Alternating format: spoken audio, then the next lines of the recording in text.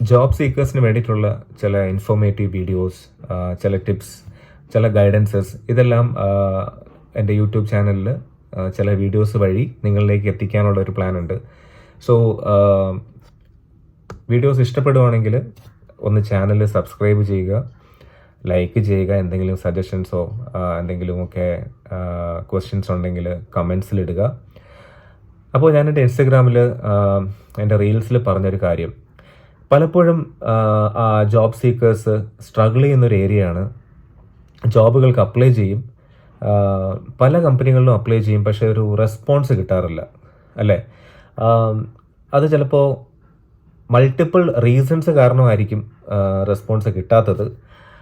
ചിലപ്പോൾ നിങ്ങൾ ഒരു കമ്പനിയിലെ കരിയർ പേജിൽ ഒരു ജോബ് വേക്കൻസി കണ്ടിട്ടുണ്ടാകാം, അല്ലെങ്കിൽ ലിങ്ക്ഡിനിൽ, അല്ലെങ്കിൽ ഏതെങ്കിലും ഒരു ജോബ് പോർട്ടലിൽ നിങ്ങൾ ഒരു ജോബ് വേക്കൻസി കണ്ടിട്ടുണ്ടാകാം. അപ്പോൾ നിങ്ങളൊരു ജോബിന് അപ്ലൈ ചെയ്യുമ്പോൾ വളരെ പ്രതീക്ഷയോടെയാണ് അപ്ലൈ ചെയ്യുന്നത്. പക്ഷേ എന്തുകൊണ്ടായിരിക്കും ആ ഒരു റെസ്പോൺസ് കിട്ടാത്തത് എന്നുള്ളത്, ഒന്നുകിൽ നിങ്ങളുടെ റെസ്യൂമേ അല്ലെങ്കിൽ നിങ്ങളുടെ ആപ്ലിക്കേഷൻ ഷോർട്ട് ലിസ്റ്റ് ആയിരിക്കില്ല, അതല്ലെങ്കിൽ ചിലപ്പോൾ ആപ്ലിക്കൻ ട്രാക്കിംഗ് സിസ്റ്റം ചിലപ്പോൾ റിജക്റ്റ് ആക്കിയതായിരിക്കാം, ചിലപ്പോൾ നിങ്ങളുടെ റെസ്യൂമേ ഫോർമാറ്റിംഗ് ശരിയായിരിക്കില്ല, അതല്ലെങ്കിൽ ചിലപ്പോൾ അവർ ഇൻറ്റേർണൽ ഒരു ഹയറിങ്, അതായത് ആ കമ്പനിയിലെ ഉള്ളിലുള്ള ആൾക്കാരെ തന്നെ ആരെങ്കിലും ഐഡൻറ്റിഫൈ ചെയ്ത് ആ പൊസിഷൻ ഫില്ല് ചെയ്തിട്ടുണ്ടാകാം, അതല്ലെങ്കിൽ ചിലപ്പോൾ ഒരു റെഫറൽ വഴി ആ പൊസിഷൻ ക്ലോസ് ആയി പോയിട്ടുണ്ടാകാം, അതല്ലെങ്കിൽ നിങ്ങളുടെ എക്സ്പീരിയൻസ് ചിലപ്പോൾ കറക്റ്റ് ആയിരിക്കില്ല, റെസ്യൂമെ റിവ്യൂ ചെയ്തപ്പോൾ ചിലപ്പോൾ നിങ്ങളുടെ എക്സ്പീരിയൻസ് ആപ്റ്റ് ആയിരിക്കില്ല ആ ഒരു ജോബ് റോളിന്, അതും അല്ലെങ്കിൽ ചിലപ്പോൾ ഒരു പൊസിഷനേ ഉണ്ടാവുള്ളൂ, മൾട്ടിപ്പിൾ പൊസിഷൻസ് ഓപ്പൺ ആയിരിക്കില്ല. അപ്പോൾ ഒരാളെ ചിലപ്പോൾ ഐഡൻറ്റിഫൈ ചെയ്ത് കഴിഞ്ഞാൽ പൊസിഷൻ ക്ലോസ് ആകും. പക്ഷേ ചിലപ്പോൾ അവർ ആ കരിയർ പേജിൽ നിന്നും ആ ഒരു ജോബ് വേക്കൻസി, ആ ജോബ് പോസ്റ്റ് റിമൂവ് ചെയ്തിട്ടുണ്ടാകില്ല. അപ്പോൾ നിങ്ങൾ വീണ്ടും വിചാരിക്കും അതിപ്പോഴും ഓപ്പൺ ആണ്. അങ്ങനെ സംഭവിക്കാറുണ്ട്. ചിലപ്പോൾ ആ ഒരു ഓപ്പർച്യൂണിറ്റി, ആ ഒരു ജോബ് വേക്കൻസി ചിലപ്പോൾ അവർ റിമൂവ് ചെയ്തിട്ടുണ്ടാകില്ല, ആ പൊസിഷൻ ക്ലോസ് ആയിട്ടുണ്ടാകും. അപ്പോൾ ഇങ്ങനെയുള്ള പല സാഹചര്യങ്ങൾ ഉണ്ടാകാറുണ്ട്. ഇനിയൊരു കാര്യം, കൂടുതലും നിങ്ങൾ ജോബുകൾക്ക് അപ്ലൈ ചെയ്യുന്നത് കരിയർ പേജ് ഒരു ജനറിക് ഇമെയിലുകളിലായിരിക്കും. അതായത് careers@ ആ കമ്പനിയുടെ പേര് .com, അല്ലെങ്കിൽ HR@xyzcompany.com, അങ്ങനെയുള്ള ജനറിക് ഇമെയിലുകളിലായിരിക്കും അയക്കുന്നത്. ഒരു പേഴ്സണലൈസ്ഡ് ഇമെയിൽ, കറക്റ്റായിട്ടുള്ള ഒരാൾ, അതായത് ഹയറിംഗ് മാനേജർ അല്ലെങ്കിൽ റിക്രൂട്ടർ അല്ലെങ്കിൽ HR മാനേജറിൻ്റെ ഒരു email I D, direct email I D കിട്ടിയിരുന്നെങ്കിൽ എന്ന് പലപ്പോഴും ആഗ്രഹിച്ചിട്ടുണ്ടാകും, അല്ലേ? ഈവൻ ആ ഒരു ഇമെയിൽ ഐ ഡി കിട്ടിയാൽ തന്നെ എങ്ങനെയാണ് ഇമെയിൽ അയക്കേണ്ടതെന്നുള്ള കൺഫ്യൂഷൻ ഉണ്ടാകും. അപ്പോൾ ഒരു പേഴ്സണലൈസ്ഡ് ഇമെയിൽ അയക്കാൻ വേണ്ടിയിട്ട് ഇമെയിൽ ഐ ഡി നിങ്ങൾക്ക് വേണമെന്നുണ്ടെങ്കിൽ ചിലപ്പോൾ നിങ്ങൾ ലിങ്ക്ഡിനിൽ ആ കമ്പനിയെ ഫോളോ ചെയ്തിട്ട്, ഏത് കമ്പനിയിലാണോ നിങ്ങൾക്ക് അപ്ലൈ ചെയ്യേണ്ടത് ജോബിന്, ആ കമ്പനിയെ ഫോളോ ചെയ്തിട്ട് അവിടെ കമ്പനിയിൽ വർക്ക് ചെയ്യുന്ന ആൾക്കാർക്ക് ഒരു കണക്ഷൻ റിക്വസ്റ്റ് ലിങ്ക്ഡിനിൽ ഇടും, അല്ലേ? എന്നിട്ട് അവർ കണക്ഷൻ ആക്സെപ്റ്റ് ചെയ്ത് കഴിഞ്ഞാൽ thanks for accepting my connection request. അത് കഴിഞ്ഞിട്ട് ചിലപ്പോൾ നിങ്ങൾ 1-2 മെസ്സേജസ് കഴിഞ്ഞ് നിങ്ങൾ ഇമെയിലിന് റിക്വസ്റ്റ് ചെയ്യുമായിരിക്കും, അല്ലേ? നിങ്ങൾ ജോബിന് നോക്കുകയാണ്, ആദ്യമേ തന്നെ ജോബ് സീക്കറാണെന്ന് പറയരുത്. ഒരു ഇമെയിൽ ഐ ഡി റിക്വസ്റ്റ് ചെയ്താൽ ചിലപ്പോൾ നിങ്ങൾക്ക് ഇമെയിൽ ഐ ഡി കിട്ടുമായിരിക്കും. ഒരു 50-60 പേർക്ക് റിക്വസ്റ്റ് അയച്ചു കഴിഞ്ഞാൽ ചിലപ്പോൾ ഒരു 10-15 പേര് കണക്ഷൻ റിക്വസ്റ്റ് ആക്സെപ്റ്റ് ചെയ്യുമായിരിക്കും. അതിൽ ചിലപ്പോൾ ഒരു 2-3 പേര് നിങ്ങൾക്ക് ഇമെയിൽ ഐ ഡി തരുമായിരിക്കും. പക്ഷെ വേറൊരു ചാനലുണ്ട്. കാരണം ജോബ് സീക്കിങ്ങിൽ എപ്പോഴും ഒരു മൾട്ടിപ്പിൾ ചാനൽസ് നിങ്ങൾ അഡോപ്റ്റ് ചെയ്യണം. അതായത് ഒരു വഴി മാത്രം ഫോളോ ചെയ്യരുത്. കാരണം നിങ്ങൾ അതിന് വേണ്ടിയിട്ടുള്ള എഫേർട്ട് ഇടണം. കാരണം ജോബ് സീക്കിംഗ് എന്ന് പറയുന്നത് തന്നെ ഒരു ജോബാണ്, അതൊരു ജോലിയാണ്. സോ ഒരു സിസ്റ്റമാറ്റിക് ആയിട്ടുള്ള ഒരു അപ്രോച്ച് ഫോളോ ചെയ്ത് കഴിഞ്ഞാൽ നിങ്ങൾക്ക് ഈസിലി ഇഷ്ടപ്പെട്ട ഒരു ജോബിൽ ലാൻഡ് ചെയ്യാൻ പറ്റും. അപ്പോൾ നിങ്ങൾക്ക് ആ ഒരു പേഴ്സണലൈസ്ഡ് ഇമെയിൽ അയക്കാൻ വേണ്ടിയിട്ട് ഇമെയിൽ ഐ ഡി എവിടെ നിന്ന് കിട്ടും എന്നുള്ളൊരു ക്വസ്റ്റ്യൻ ഉണ്ട്. സോ അതിന് വേറൊരു വഴിയാണ് റോക്കറ്റ് റീച്ച് എന്ന് പറയുന്ന ഒരു ടൂൾ. ഞാനത് ഇൻസ്റ്റഗ്രാം വീഡിയോയിൽ പറഞ്ഞായിരുന്നു. റോക്കറ്റ് റീച്ച്, ആ ഒരു ടൂളിൽ നിങ്ങൾ കയറി നോക്കിയാൽ അറിയാം. അതിൽ ആ ഒരു കമ്പനി ഇപ്പോൾ എങ്ങനെയാണ് ആ റോക്കറ്റ് റീച്ചിൽ ഒരു കറക്റ്റ് ആളുടെ കോൺടാക്ട് ഡീറ്റെയിൽ, പ്രത്യേകിച്ച് ഇമെയിൽ ഐ ഡി എടുക്കേണ്ടതെന്നുള്ളത് ഞാൻ പറയാം. നിങ്ങൾ റാൻഡംലി കുറേ കമ്പനികളിൽ ജോബിന് അപ്ലൈ ചെയ്യാതെ ഒരു 8-10 കമ്പനീസ് ടാർഗറ്റ് ചെയ്യുക. കാരണം പലപ്പോഴും ആൾക്കാർ റാൻഡംലി കുറേ ജോബുകൾക്ക് അപ്ലൈ ചെയ്യും. അപ്പോൾ റിസൾട്ട് ചിലപ്പോൾ വളരെ മിനിമലായിരിക്കും. അതേസമയം നിങ്ങൾക്ക് ആഗ്രഹമുള്ള അല്ലെങ്കിൽ നിങ്ങൾ നോക്കി വെച്ചേക്കുന്ന ഒരു 8-10 കമ്പനീസ് അവിടെ വർക്ക് ചെയ്യുന്ന നിങ്ങളുടെ ഡിപ്പാർട്ട്മെൻറ്റുമായി ചേർന്ന് നിൽക്കുന്ന, ഇപ്പോൾ നിങ്ങൾ സെയിൽസിലാണെങ്കിൽ അവിടുത്തെ sales manager, director of sales, VP of sales, ഇങ്ങനെയുള്ള ആൾക്കാരുടെ പ്രൊഫൈല് ലിങ്ക്ഡിനിൽ നോക്കുക.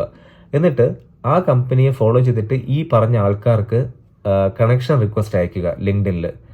ഇപ്പോൾ ഒരു കമ്പനി ഫോളോ ചെയ്ത് കഴിഞ്ഞിട്ട് ആ കമ്പനിയിൽ ഇപ്പോൾ XYZ കമ്പനി ആണെങ്കിൽ അവിടുത്തെ പീപ്പിൾ എന്നുള്ളൊരു സെക്ഷൻ ലിങ്ക്ഡിനിലുണ്ട്. അവിടെ ആ പീപ്പിളിൽ നോക്കിക്കഴിഞ്ഞാൽ കിട്ടും. അല്ലെങ്കിൽ ലിങ്ക്ഡിനിൽ സെർച്ച് ബാറിൽ ഇപ്പോൾ XYZ കമ്പനി ആണെങ്കിൽ XYZ കമ്പനി എന്ന് ടൈപ്പ് ചെയ്തിട്ട് ഡയറക്ടർ ഓഫ് സെയിൽസ് അല്ലെങ്കിൽ VP ഓഫ് സെയിൽസ് എന്നൊക്കെ അടിച്ചു കഴിഞ്ഞാൽ അവിടെ ആ പർട്ടിക്കുലർ ഡിപ്പാർട്ട്മെന്റിൽ വർക്ക് ചെയ്യുന്ന ആൾക്കാരെ കോണ്ടാക്ട് നെയിം അവർ ആരൊക്കെയാണെന്ന് അറിയാൻ പറ്റും. ആ ആളുടെ പേര് ഇപ്പോൾ ഫോർ എക്സാമ്പിൾ ജോസഫ് ജോർജ് എന്നുള്ളൊരു പേരാണെങ്കിൽ ആ ജോസഫ് ജോർജ് എന്നുള്ള പേര് റോക്കറ്റ് റീച്ചിൽ സെർച്ച് ബാറിൽ ഇൻസേർട്ട് ചെയ്യുക. എന്നിട്ട് സെർച്ച് ചെയ്യുക.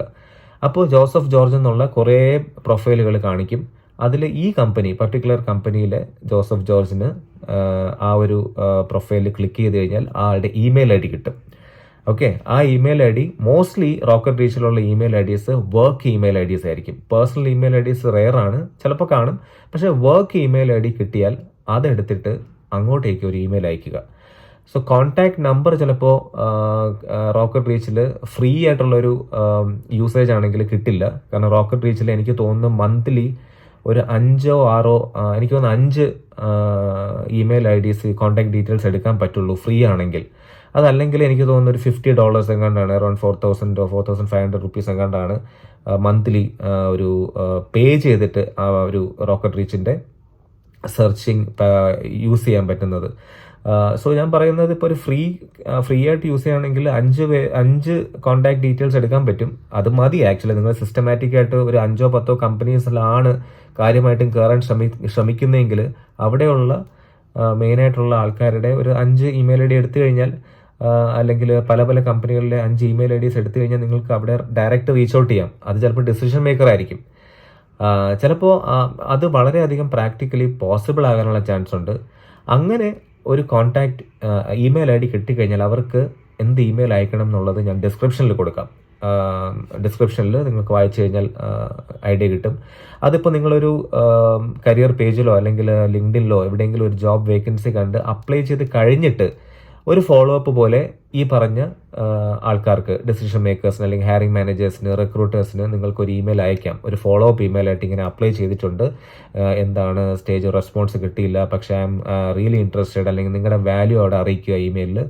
അതുമല്ലെങ്കിൽ നിങ്ങൾ അപ്ലൈ ചെയ്തിട്ടുണ്ടാകില്ല, നിങ്ങൾ റാൻഡംലി അപ്ലൈ ചെയ്യുന്നില്ല, ഒരു പോസ്റ്റ് കണ്ടു ഒരു ജോബ് പോർട്ടലിൽ അല്ലെങ്കിൽ ലിങ്ക്ഡിനിൽ അല്ലെങ്കിൽ നൗക്കരി, ഇൻഡിയുടെ എവിടെയെങ്കിലും ഒരു ജോബ് കണ്ടു.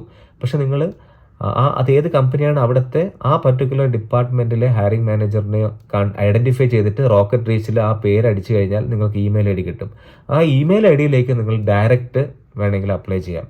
പറയുക ഇങ്ങനെ തൗസൻഡ്സ് ഓഫ് റെസ്യൂമേഴ്സ് വരുന്നുണ്ടാകും, അതിൻ്റെ ആ ഒരു ലൈൻ, ആ ക്യൂവിൽ നിന്നും മാറി ഒന്ന് വ്യത്യസ്തമായിട്ട് റീച്ച് ഔട്ട് ചെയ്യാൻ വേണ്ടിയിട്ടാണ്. So that my value or my worth is heard properly. അത് കറക്റ്റായിട്ടുള്ള ആൾക്കാരിലേക്ക് എത്തണം എന്നുള്ള ആഗ്രഹം കൊണ്ട് അയക്കുകയാണെന്നുള്ള രീതിയിൽ അയക്കുക.